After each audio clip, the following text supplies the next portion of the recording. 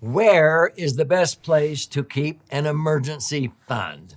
We're told to keep 3 months, 6 months or more of income in an emergency fund. Where do most Americans do that? In banks and credit unions, because it has a drive-up window, and they equate that to liquidity. No, that's convenience. It's not liquidity, and I will prove it in this episode because I'm going to disclose that most banks and credit unions take a portion of your money and put it into insurance companies, and they increase the rate of return by 4 or 5 times what they're paying you.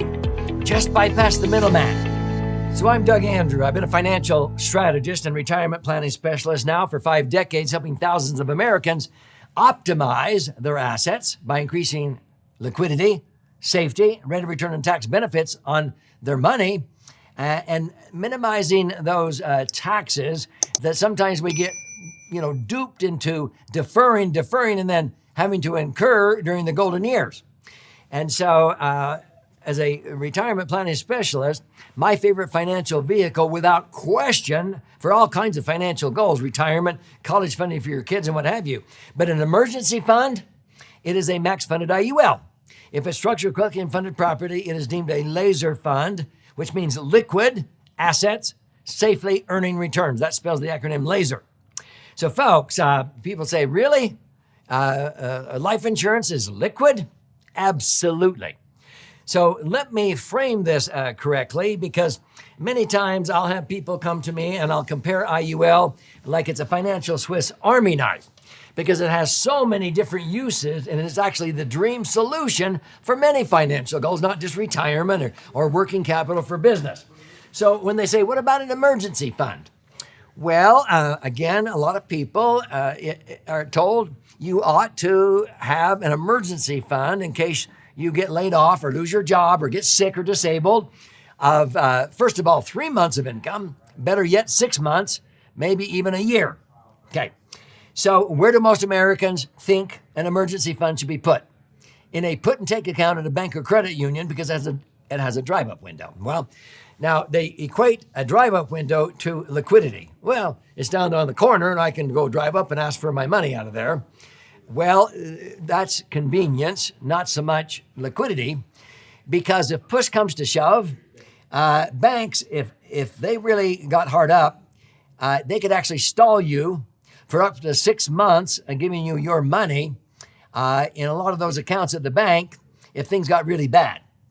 And so I like to just simply cut to the chase by sharing 2 different time periods, the Great Depression and then the Great Recession. In the Great Depression, some real estate in this country dropped 80% in value, so I wouldn't recommend there. Banks closed. 40% of banks never reopened again. Guess who came through the Great Depression with flying colors? Even though they were crediting only 2.5% to 3.5% interest, it was insurance companies. The multi-trillion-dollar insurance industry is not only the backbone of America, but the backbone of the world, okay? Well, in 2008, and by the way, there wasn't one single legal reserve insurance company that went under in the Great Depression. Same thing happened in 2008. In 2008, 400 banks went under in America. We were told by David Walker, the Comptroller General of the General Accountability Office, that he wanted to tell America how close we came to a total financial collapse, and the Obama administration wouldn't let him do it, so he resigned. And at that time, 400 banks went under in 2008 during that mortgage meltdown. 900 more banks were on the brink of going under, on the brink of being insolvent or being on what is called the watch list. And that's why the federal government asked the 5 major banks in America to disclose where they had their Tier 1 assets for liquidity and safety. Guess where the 5 major banks had 30 to 40% of their money? In insurance companies. And why? Because the average bank maybe had a rating of triple B, S&P rating, let's say of triple B, and they were taking 30 to 40% of the money in their banks and putting it into insurance companies that they carefully selected, like we do, that were rated AA and AAA. Well, how much better is AAA than triple B? It's not one notch higher. That's 6 notches higher in safety, okay? They were increasing the safety dramatically on the money that people put in their bank at a triple B rating, and they moved it to a higher level of safety in insurance companies rated triple A. But they also increased the rate of return by 5 times. In 2008, they would put money in insurance companies often in the form of BOLI. BOLI. That stands for bank-owned life insurance. And people go, what? Banks own life insurance on who? Doesn't matter. On their board of directors or stockholders, whatever, but they own insurance. That's bank-owned life insurance. Corporations use COLI, C-O-L-I, corporate-owned life insurance. Yes, our corporation, you do that in order to earn tax-free rates of return. Now, when banks would do that, even without linking to an index like we do, the general account portfolio rate in 2008 was 5% on most of these insurance companies. So here we go. Banks, every $1 million of OPM, other people's money, that was deposited in the bank, it's in a lended position, okay? The bank's not just a benevolent institution paying you interest while it sits in a vault. They're taking 30 to 40% of those Tier 1 assets and putting it in insurance companies, and they were credited 5. How much more is 5% than the measly 1% or less the banks were paying you by depositing that money there? Don't say 4. On every $1 million, they paid out annually interest to their customers, $10,000. They were making $50,000. $50,000 is 500%, 5 times more than $10,000. Let me put it this way. Would you hire an employee for 10 grand that made you an extra 50 grand? Would you buy a widget machine for 10 grand that made you an extra 50 grand? That's called a 500% return on employment cost or equipment cost. If you're a business owner, you understand this, okay? So if this is where banks and credit unions have 30% of their Tier 1 assets, is in insurance companies that to increase the safety and the rate of return dramatically, hello, why don't you just bypass the middleman and put your money directly in the insurance company where the banks are putting your money? Hello? Now, if you want to have access to 10 or 20,000 bucks by driving down to the corner at a drive-up window, and it's worth it to you to not earn very much money, you're not even earning a rate of return greater than inflation, usually in a bank, that's okay. But if you have, $100,000 in an emergency fund, I would recommend at least half of that, okay? So if you came to me and you had 100,000 emergency funds, I'd say, if I were you, I'd take at least half of that and earmark it as an emergency fund, but put it into an IUL policy or as a portion of your IUL policy if you have one, and that's your emergency fund.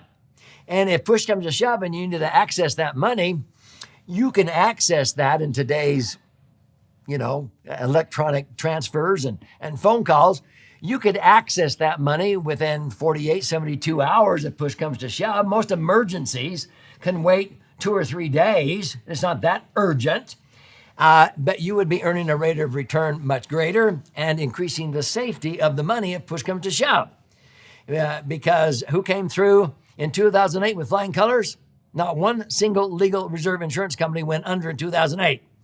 1 or 2 went temporarily insolvent, but they still paid all of the claims and everything because they cross-insure each other. They're not insured by who? The government with FDIC. The only insurance company I know of that has totally gone, insolvent is FDIC. But see, the government has the ability to tax people and print money to bail out the banks. So, folks, my message is this.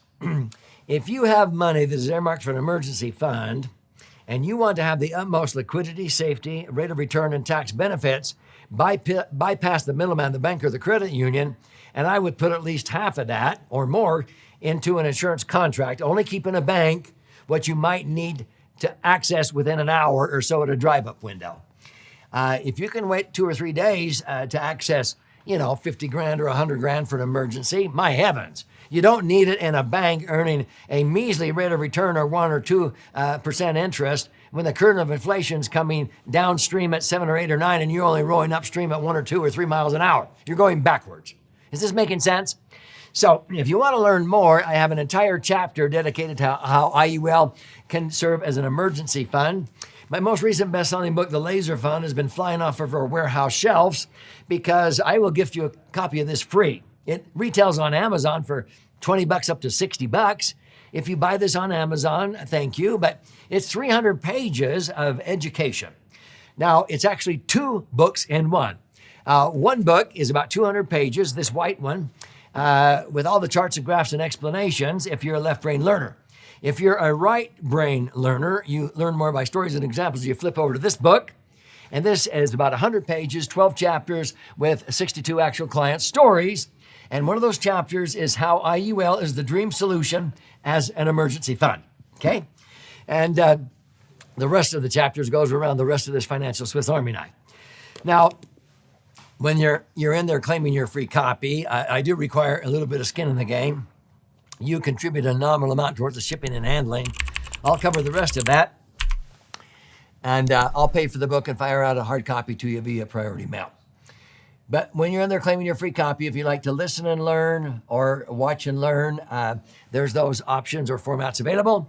If you want to attend a free educational webinar, we teach them on a regular weekly basis. There's no charge.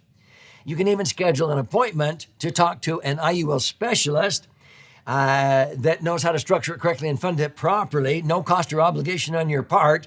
Because if you're considering an IUL fund, laser fund, you're going to want to make sure it's structured correctly and funded properly so you don't make the mistake 5 or 10 years down the road wondering why it's not doing what I am talking about on this channel. Okay?